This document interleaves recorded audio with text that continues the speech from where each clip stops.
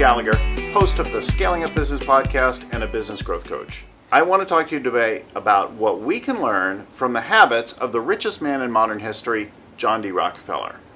Now, Rockefeller wasn't born rich, he wasn't well educated. In fact, born in 1839 in upstate New York, he was born into a very large and very poor family to a largely absentee father.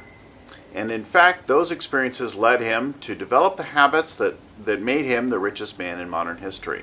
Taken in today's dollars, Rockefeller was worth $336+ billion, and that would make him more than 4 times richer than Bill Gates.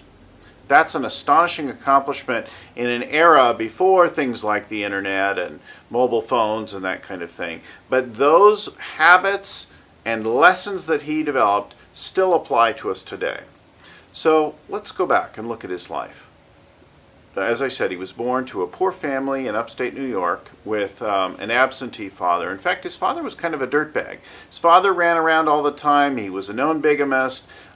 He was widely believed to be a scam artist, and he would come and go, and Rockefeller wanted nothing to do with his father. He looked after his mother, who was self-disciplined, self-managing, looked after her family. Rockefeller became a man of faith and self-discipline, self-control, and those habits he applied to business. Faced with the prospect of having to go live with his father, he dropped out of high school and joined a trade school. So the richest man in modern history is a high school dropout who learns to be a bookkeeper.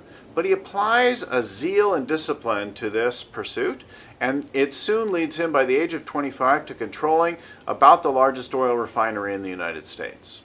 Now, oil was just coming to its prominence at that time, and Rockefeller begins to seize on this. He develops kerosene and moves on to other fuels and so on, but he applies a number of habits to this, the first of which are priorities. So we've all got big to-do lists, in baskets, in boxes on our email, and people who want us to do things in addition to interruptions.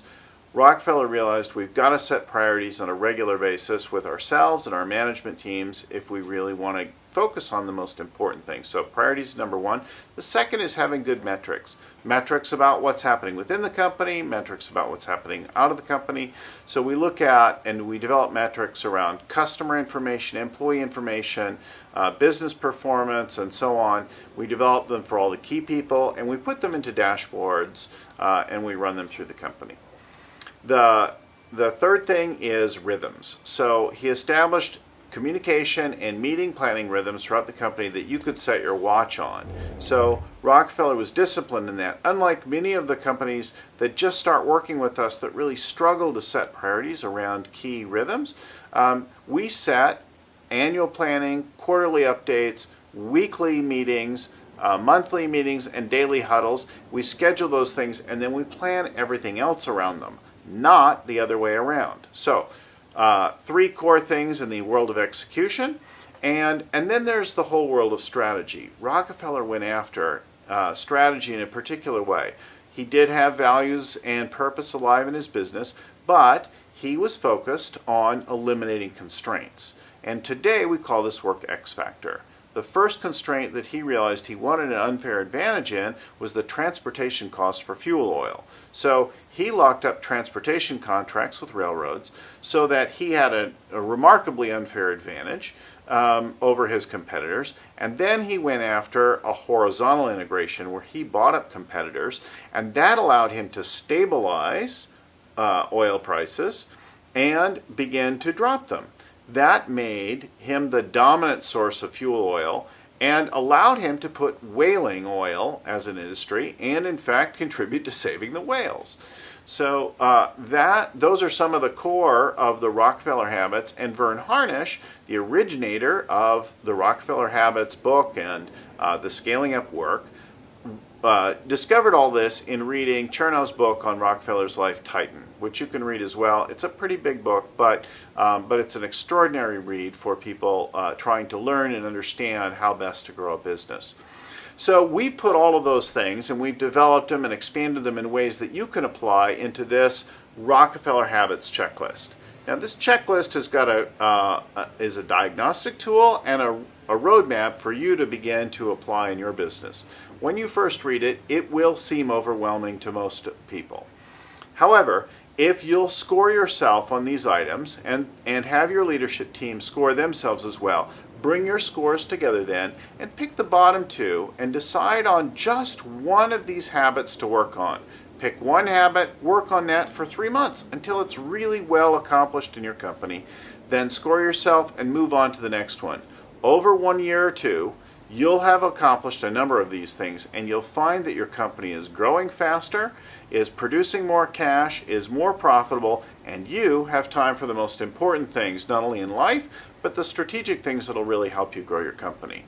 Now, if you've got questions about how to do this, how to use this tool, would like to talk about it more, you could, of course, put them here in the comments section, and we'll monitor that and answer them back. But you could also email them to us, and we'd be happy to interact with you. Of course, you can download the Rockefeller Habits checklist here. If you'd like to learn how to run the meetings, we've got a growth kit that's free and downloadable on our website. It tells you how to run your planning sessions and how to schedule those things. It has a whole bunch of other forms you can use to get started in doing the scaling up work and applying the Rockefeller Habits in your business. Of course, we post tutorial videos like this all the time.